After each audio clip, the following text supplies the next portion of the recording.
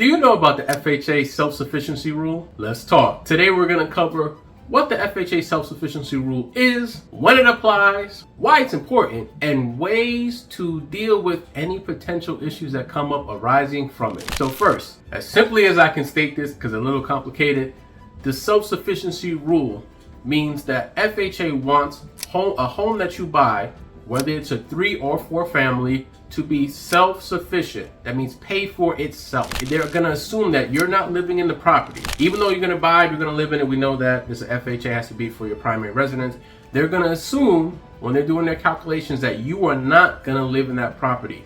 They're gonna calculate all the rents that are gonna be projected for this home you're buying, and then look at all your expenses. That's gonna be your mortgage principal and interest, your property taxes, your insurance, which definitely includes homeowners insurance, but may also include mortgage insurance, may also include flood insurance, and then also HOA fees if those are applicable.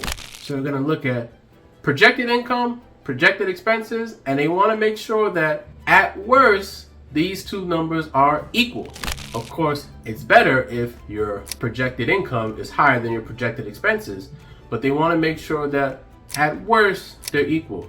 If your expenses are going to be above your income, then they're not going to give you the loan for that property. Again, remember, this only applies for 3 or 4 family units if you're buying with an FHA loan.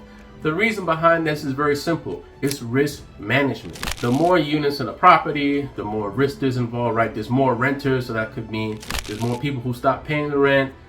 There's more things you have to look out for as a homeowner in terms of now there's at least 3 or 4 bathrooms and 3 or 4 kitchens, and maybe you have 3 or 4 meters. So there's a lot more work that goes into managing all that. Risk level goes up. Also, they typically tend to cost more. The lender's giving you more money. So you want to make sure that they're going to avoid, worst case scenario for them is likely a foreclosure, which is probably also the worst case scenario for you. So it's a risk management tactic.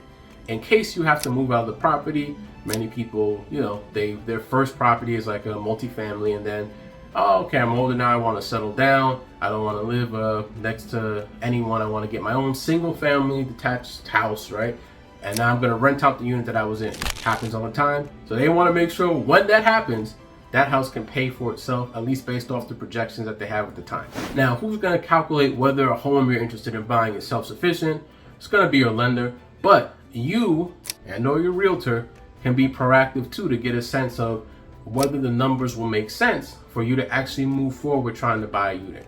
So here's a simple, quick, and easy way to do this. Let's give you an example. Let's say you're going to buy a 4 family and all 4 units all have 3 bedrooms, 1 bath. And you can rent all 4 apartments out for $3,000 a month, right? So they're going to add up $3,000, $3,000, $3,000, $3,000. Total is $12,000.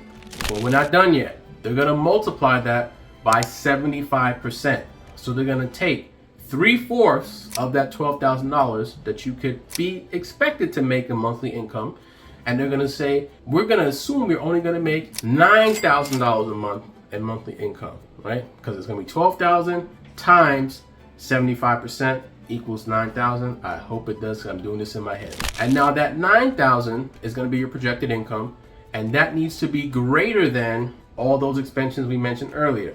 Mortgage, insurances, taxes, and HOA fees if applicable. So as long as the 9,000 is equal to or greater than the expenses you're gonna have, you're good to go. You can move forward with your purchase. You pass the self-sufficiency test. Now, in the event that it's not, let's talk about the options that you have. It's basically 5 big things you can do if a property you're interested in buying fails the self-sufficiency test. First thing is you can put down more money. Maybe your projected income was $9,000, but your expenses came out to about $9,100. If you put a little bit more down and you're borrowing less money, that $9,100 could go to $9,000 or maybe $8,900. So now you're passing that self-sufficiency test.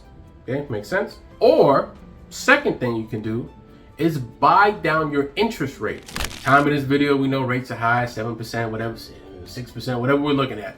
You can buy down your interest rate, lowers your monthly payment. Again, gets your expenses in line or less than your income. Third thing you can do is switch from an FHA loan to a conventional loan. Conventional loans do not have the FHA self-sufficiency requirement. when you're buying a 3 or 4 family. So now you don't have to worry about if the projected income is greater than projected expenses, at least 15%. So if you're able to do that, great. Fourth thing you can do, challenge that appraisal.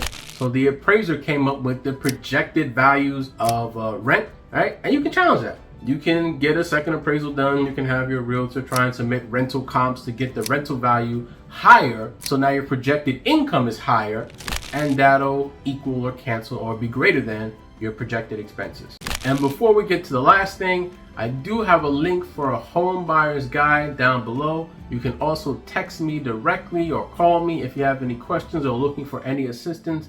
I'm always happy to help. Remember, I'm a licensed real estate professional in New York, NCT. I help people sell and buy homes, and I help anyone who's interested in a career change into real estate. So our last thing, you might not like this one, is just look for another property. We tried all the other options. Nothing worked out. If we're still using FHA, we're just gonna go shopping for another property that will pass the self-sufficiency test so we can get our 3 or 4 family home. Now, if you have any questions or concerns, drop them down in the comments below or feel free to reach out to me. I'm always happy to help. Thank you so much, and I'll talk to you soon.